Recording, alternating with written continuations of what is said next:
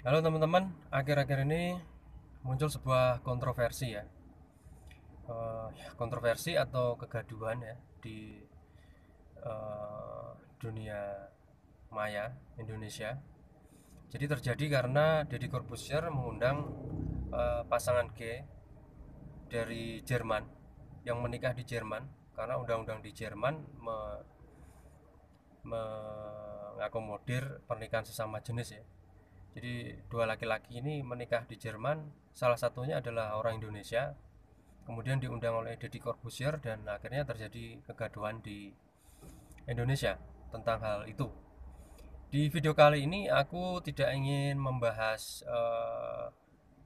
itu secara apa ya, dari sudut pandang agama ya, karena kalau dari sudut pandang agama mungkin memang kalau kalau kita pikir-pikir seharusnya memang tidak ada ya, sepertinya tidak ada agama yang me, me- mengizinkan atau istilahnya apa ya, tidak ada agama yang menyetujui hubungan sesama jenis seperti itu ya, atau gay itu gay. Jadi karena apa, pada hakikatnya seluruh agama itu dia adalah berpegang pada kodrat Tuhan. Jadi kodrat dari Tuhan itu adalah bahwa manusia itu diciptakan antara laki-laki dan perempuan, ya pasangan yang jelas-jelas sesuai kodrat ya laki-laki dan perempuan. Kemudian itu nantinya dikuatkan bahwa yang diyakini agama dan dituntunkan oleh agama itu dikuatkan dengan ilmu biologi khususnya, bahwa apabila dipelajari maka memang betul sekali bahwa desain dari seorang laki-laki itu memang sesuai sekali, memang diciptakan untuk khusus untuk perempuan, dan perempuan memang diciptakan untuk laki-laki. Jadi agama akhirnya dikukuhkan atau dikuatkan dengan dalil ilmu pengetahuan, dalam hal ini ilmu biologi ya. Nah, kali ini aku ingin membahas dari masalah fenomena gay ini atau hubungan sesama jenis, homo ya, kalau bahasa bahasa kerennya zaman dulu ya. Sekarang udah jarang dipakai sepertinya. Homoseksual ini. Jadi kita bisa melihat, sebenarnya kita bisa memandang eh, fenomena gay ini atau hubungan ya gay, katakanlah seperti itu ya, yang lebih gampang. Kita bisa melihat fenomena gay ini ke dalam atau melalui empat empat ranah ya. Yang pertama pribadi, yang kedua keluarga, yang ketiga adalah masyarakat, kemudian yang keempat negara. Jadi aku ingin mengajak teman-teman untuk melihat fenomena ini ke dalam empat ranah itu ya, atau empat tempat itu. Ini pendapat pribadi, teman-teman boleh setuju, boleh juga tidak, karena kita bebas berpendapat di negara demokratis ini. Jadi kita bisa melihat fenomena gay itu ke dalam empat ranah, di dalam empat ranah itu ya, ranah pribadi, ranah keluarga, ranah masyarakat, kemudian ranah negara. Nah, eh,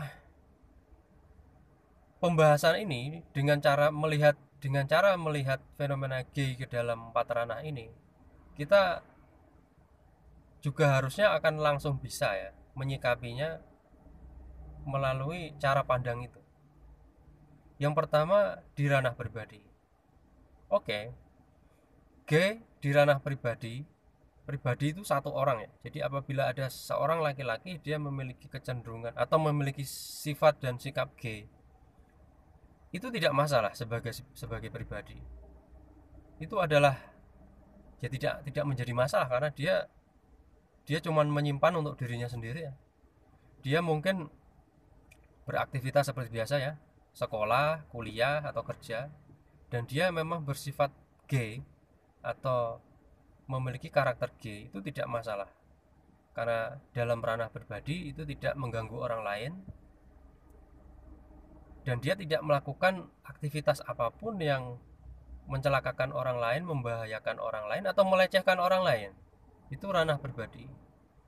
Di dalam ranah pribadi itu kita tetap menghormati keberadaan orang itu ya, atau pribadi itu yang sebenarnya gay itu. Kita hormati hak-haknya, hak hidupnya, hak pendidikannya, haknya sebagai warga negara sama seperti kita. Itu adalah orang gay sebagai pribadi. Nah,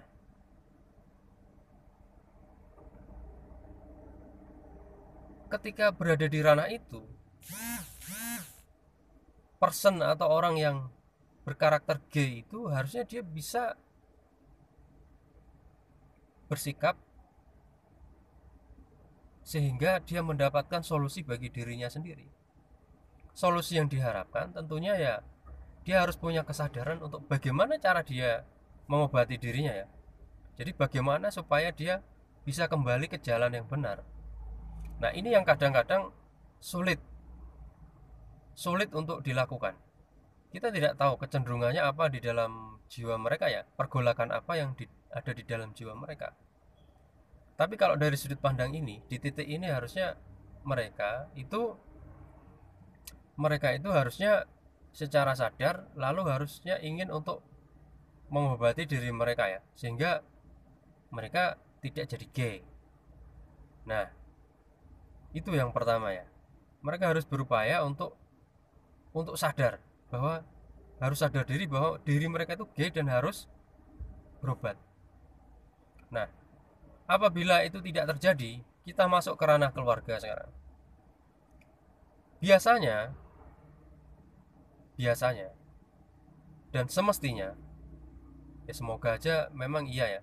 Jadi biasanya orang gay ini dia kondisinya diketahui oleh keluarga. Nah, dalam tahap ini keluarga itu harusnya secara aktif merangsang atau mempengaruhi orang gay ini untuk berubah. Atau kalau misalnya dia tidak bisa, keluarga tidak bisa melakukannya sendiri, dia bisa melakukannya dengan bantuan-bantuan yang ada ya. Apakah itu pengobatan melalui psikiater atau melalui konseling oleh pihak-pihak yang berkompeten misalnya. Itu yang kedua, keluarga ya. Jadi akhirnya nanti ini akan berapa ya, dimanapun dia posisinya, baik di ranah pribadi maupun keluarga atau masyarakat, nanti akhirnya akan ada solusi untuk fenomena gay ini ya, termasuk ketika berada di masyarakat. Nah, ini yang juga juga juga juga cukup krusial ya. Jadi ketika berada di masyarakat, jadi ketika gay itu ada di masyarakat, biasanya diketahui oleh masyarakat. Jadi ada orang gay, biasanya masyarakat tahu, tetangganya tahu, oh dia itu gay, kecenderungan seksualnya seperti ini, termasuk oleh aparat pemerintahan ya, kepala desa, lurah, dan sebagainya. Pada titik ini, ketika berada di ranah masyarakat, harusnya tidak ada ewoh pekewoh antara pemerintah setempat dengan keluarga. Pemerintah setempat itu sebenarnya bisa jadi siapa aja ya, yang berkepentingan dalam hal ini adalah misalnya kepala desa atau lurah atau bidan desa atau dokter setempat atau dokter pemerintah maksudnya ya, atau pihak puskesmas. Jadi dia harusnya menginisiasi komunikasi dengan anggota keluarga dari orang yang gay itu, sehingga dia mau untuk melakukan pengobatan sehingga anggota keluarganya yang gay itu tadi bisa sembuh gitu. Nah, jadi intinya adalah di tiap ranah manapun itu diupayakan harusnya ada solusi, sehingga masalahnya itu tidak berlarut-larut dan akhirnya menjadi masalah turunan atau masalah berikutnya. Nah, jadi sudah ada 3 ranah ya, pribadi, keluarga, dan masyarakat. Di ranah masyarakat itu tindakan preventifnya adalah seperti itu ya. Jadi jangan sampai di masyarakat itu akhirnya nanti muncul suatu insiden. Jadi misalnya seperti ada berita di media sosial bahwa ada pesta seks para gay di satu, ya entah ya apa di satu rumah apa di satu klub malam atau gimana, dan kemudian digerebek oleh, ya tentu aparat hukum ya, digerebek oleh masyarakat dan aparat hukum, aparat kepolisian. Nah, itu sudah pelanggaran hukum itu. Dari sisi apa ya? Ya memang kalau yang nyata adalah dari sisi asusila ya, hukum norma asusila. Cuman eh, kemungkinan juga itu satu kejadian yang asusila itu mungkin juga terakomodir di dalam undang-undang pidana turunan atau peninggalan Belanda, tapi aku nggak tahu ya di pasal berapa, ayat berapa. Tapi akhirnya ternyata aparat memiliki kewenangan untuk menindak itu ya. Jadi dibubarkan ya. Apakah dibubarkan, apakah ditangkap? Yang jelas dibubarkan ya, karena itu tidak sesuai dengan ke apa norma susila di masyarakat. Nah, akhirnya itu adalah ekses yang buruk dari kurangnya eh, kurangnya pengendalian di dalam masyarakat itu tadi ya. Jadi di masyarakat tindakan preventifnya kurang, di keluarga tindakan preventifnya kurang, akhirnya terjadilah di masyarakat itu tadi fenomena itu tadi yang sampai pesta seks misalnya. Nah, tidak menutup kemungkinan terjadi hubungan-hubungan yang eh, gelap ya, hubungan rahasia antar pasangan gay di masyarakat. Itu pun mungkin tidak terjadi, itu pun mungkin terjadi tapi tidak muncul di permukaan baik di berita maupun tidak terungkap. Tapi itu harusnya bisa dicegah dengan cara itu tadi ya. Nah, 3 ranah udah aku bahas ya, ranah pribadi, ranah keluarga, kemudian ranah masyarakat, dan yang ketiga adalah ranah negara. Nah, ini adalah inti dari pembahasan hari ini ya. Jadi ketika kita membahas G di ranah negara Indonesia, itu tidak ada tempat, tidak ada tempat, tidak ada tempat untuk G di ranah negara. Karena apa? Undang-undang kita itu adalah, coba teman-teman baca Undang-Undang Perkawinan nomor 1 tahun 1974. Di situ baru di pasal 1 saja, di pasal 1 ya, baru di pasal 1 saja udah diungkapkan definisi dari perkawinan itu. Jadi perkawinan itu adalah hubungan antara laki-laki dan perempuan. Coba dibaca. Jadi itu adalah, definisi itu biasanya adalah sesuatu yang mendasar ya. Jadi yang paling mendasar dari undang-undang atau dari prinsip perkawinan di Indonesia itu adalah hubungan laki-laki dan perempuan. Jadi tidak ada istilahnya hubungan antara perempuan dan perempuan atau hubungan antara laki-laki dan laki-laki, itu tidak ada. Nah, kemudian di pasal,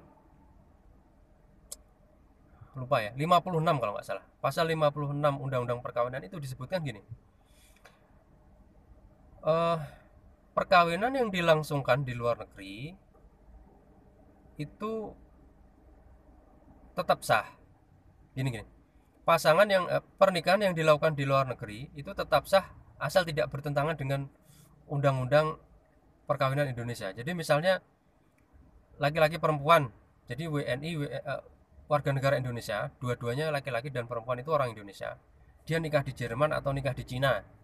Asal dia sudah sah di sana, di Cina atau di Jerman nikah, dia kembali ke Indonesia, sah itu perkawinannya, diakui oleh perkawinan Indonesia. Sepanjang tidak bertentangan dengan undang-undang perkawinan Indonesia. Salah satunya itu tadi ya, prinsip bahwa dia laki-laki dan perempuan, bukan laki-laki dan laki-laki. Atau misalnya gini, di pasal itu disebutkan, misalnya ada wanita Indonesia atau ada orang Indonesia pergi ke Jerman, ketemu orang Jerman, menikah dengan orang Jerman, kemudian dia kembali dengan undang-undang Jerman ya, dengan hukum Jerman dia nikahnya. Dia kembali ke Indonesia, pernikahannya itu diakui oleh Indonesia, diakui oleh hukum Indonesia sepanjang tidak bertentangan. Jadi tidak bertentangannya itu ya apa? Laki-laki dan perempuan. Tapi kalau dia laki-laki dan laki-laki menikah di Jerman, kemudian dia pulang ke Indonesia, dia pernikahannya tidak diakui menurut undang-undang atau menurut hukum Indonesia. Menurut hukum undang-undang perkawinan Indonesia itu tidak diakui karena tidak sesuai. Makanya orang udah sadar, G itu udah sadar bahwa dia tidak bisa menikah di luar negeri, di negara yang mengakui perkawinan sesama jenis, lalu kembali ke Indonesia. Karena di Indonesia itu tidak diakui. Jadi makanya dia menikah dengan ya udah undang-undang sana aja. Oh, maaf.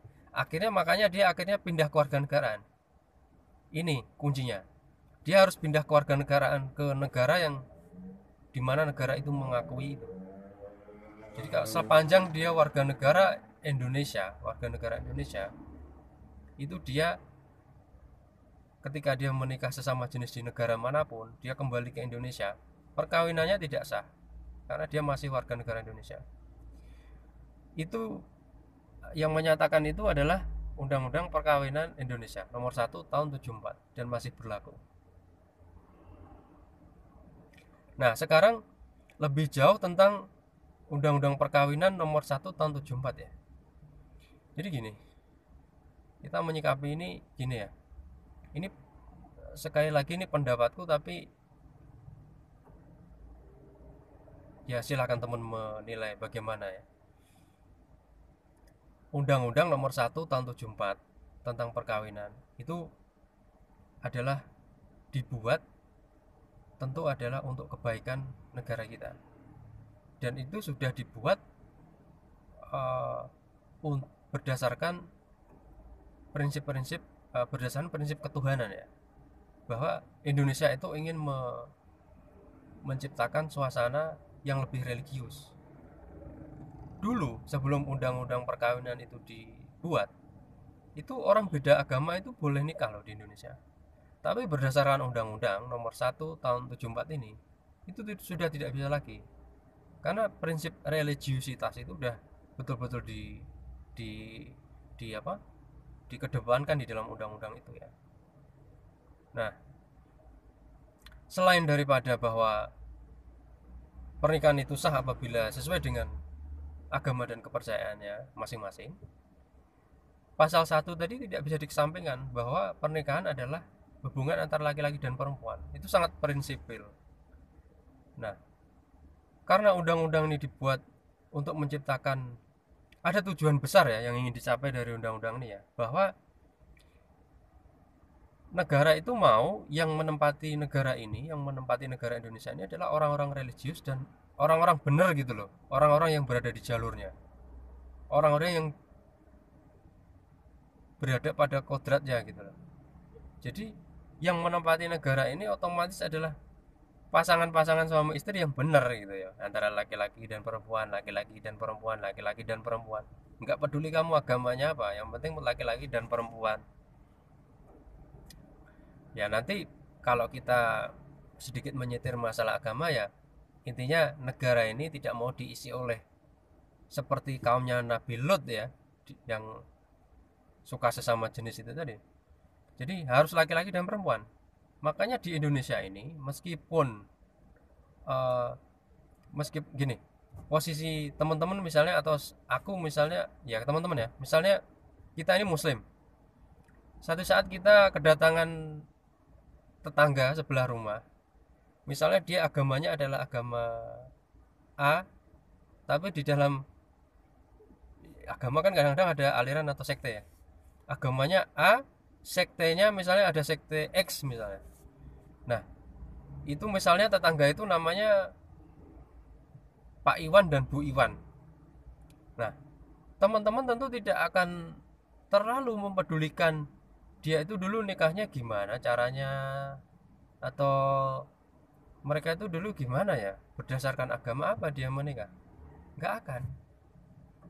Ketika dia sudah lapor ke RT RW bahwa Pak, saya Pak Iwan, ini istri saya Bu Iwan, ini surat nikah saya kami sudah menikah, pasti teman-teman juga tetap akan mengakui kan mereka sebagai pasangan suami istri, Pak Iwan dan Bu Iwan.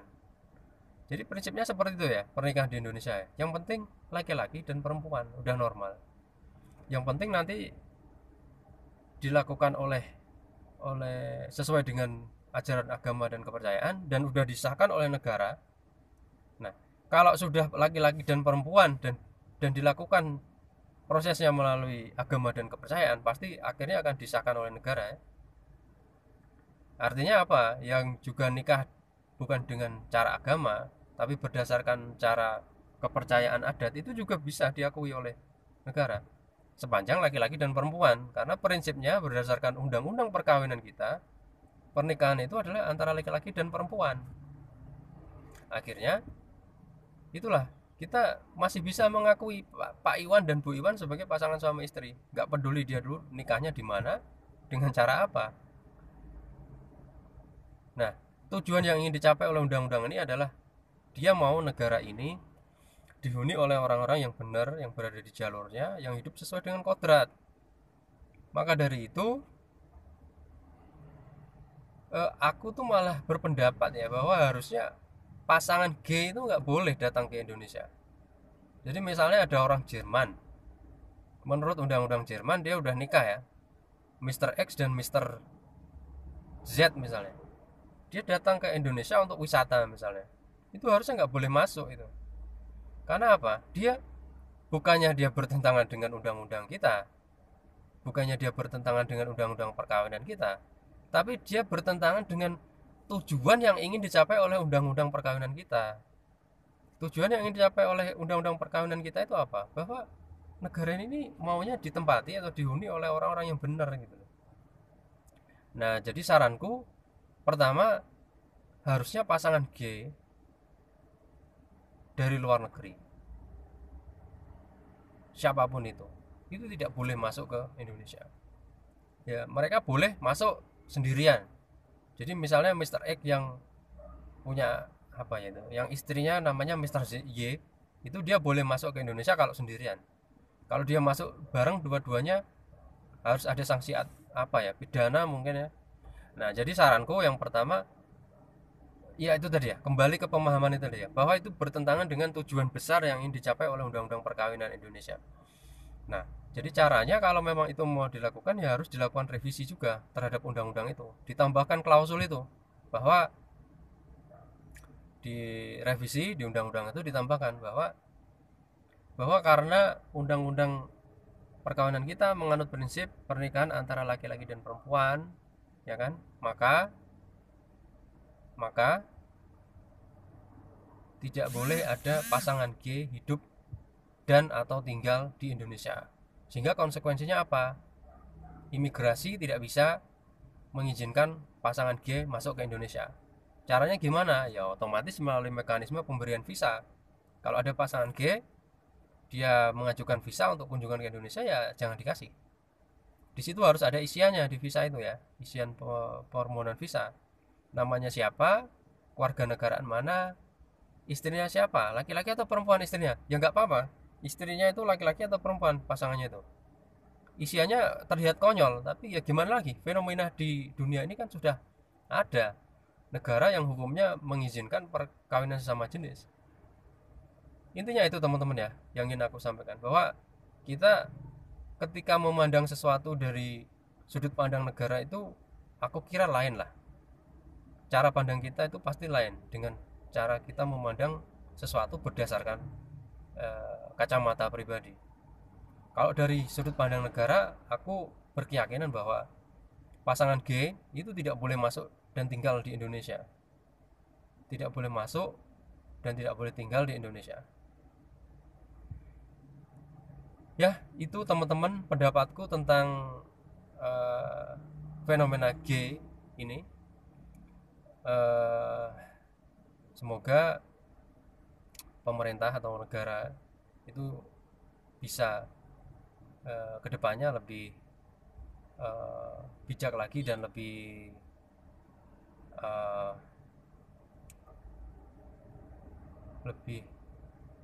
perhatian dengan fenomena ini dan akhirnya lebih bisa untuk mendapatkan solusi untuk mengatasi masalah ini dan mungkin masalah yang bisa saja muncul. Sampai jumpa di video lainnya.